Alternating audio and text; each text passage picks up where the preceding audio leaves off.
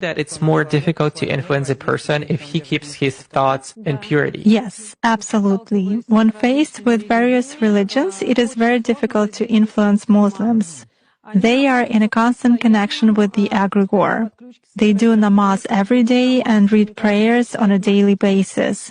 They are constantly under some kind of a dome, so it is very difficult to influence them. When you start impacting a person, he begins to address in a prayer.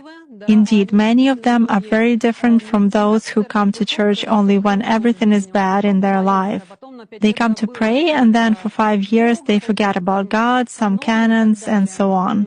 Muslims, as a rule, passionately believe and passionately give energy to their egregore, and this egregore protects them very well. That's why it is very difficult to work to make any kind of influence on a true Muslim believer.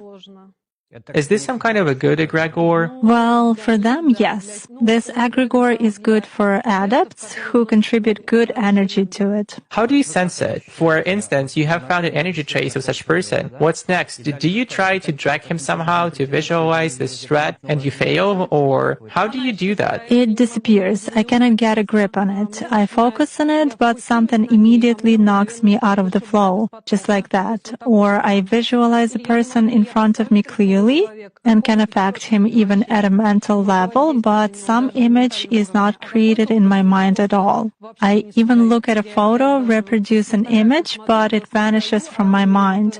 Thus, I can clearly see that a person is covered with something.